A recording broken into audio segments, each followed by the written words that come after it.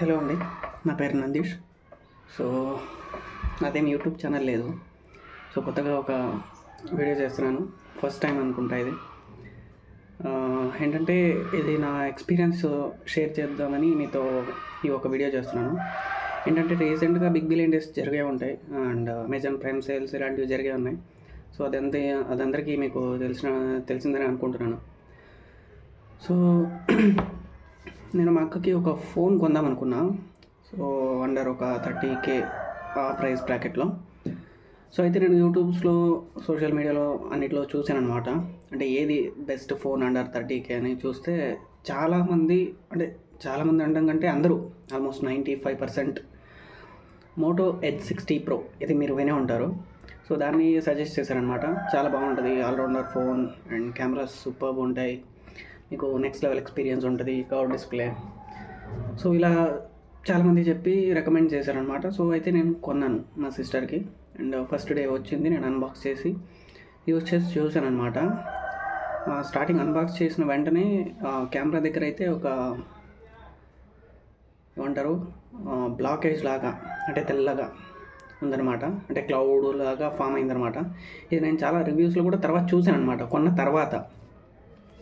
So ఇలాంటి problems అయితే ఉన్నాయి. అండ్ మోర్ ఓవర్ ఇంకోటి ఏంటంటే నేను ఫేస్ చేసింది ఎక్కువగా ల్యాగ్ అనమాట.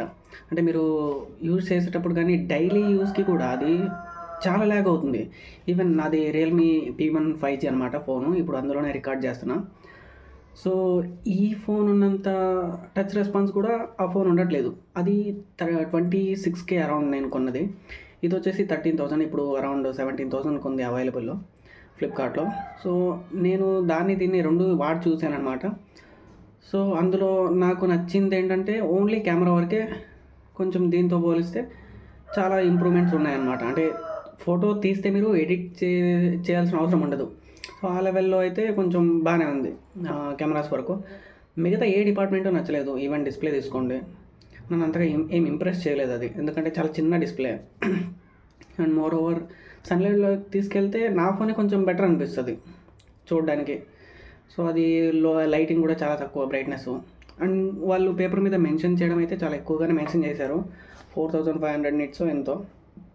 బట్ నాకైతే అలా అనిపించలేదు. అండ్ సౌండ్ క్వాలిటీ అయితే నన్ను ఇంప్రెస్ చేసింది. సో బాగానే ఉంది. సో అంతేనండి, కెమెరా అండ్ మీరు స్పీకర్ కోసం చూస్తుంటే మాత్రం ఆ ఫోన్ చాలా బాగుంటుంది. అండ్ బ్యాటరీ లెవెల్ కూడా బాగానే ఉంటుంది. బట్ ఎవరైతే అంటే కొంచెం టచ్ రెస్పాన్స్ కానీ గేమింగ్ కానీ అని అనుకుంటూ ఉంటారో వాళ్ళైతే దయచేసి తీసుకోవద్దండి. నన్ను అడిగితే అసలు ఆ ఫోన్ తీసుకోవడమే వేస్ట్ అని చెప్తాను. ఎందుకంటే బెస్ట్ కెమెరాస్ ఈవెన్ మీరు ఒప్పో వివో తీసుకున్నా కూడా మీరు సాటిస్ఫై అవుతారు. అంటే దానికి కొంచెం డిఫరెన్స్ ఉండొచ్చు, ఆ ప్రైస్ బ్రాకెట్లో దొరుకుతూ ఉంటాయి వేరే ఒప్పో రెనో సిరీస్ అలాంటివి. నాకు కూడా అంతగా ఐడియా లేదు. బట్ మీరైతే అంటే నేను డైరెక్ట్గా యూజ్ చేయలేదు కాబట్టి ఐడియా లేదని చెప్తున్నాను. డైరెక్ట్గా జస్ట్ నా ఓన్ ఎక్స్పీరియన్స్ని మీతో షేర్ చేద్దామని ఈ వీడియో చేస్తున్నాను. Thank you.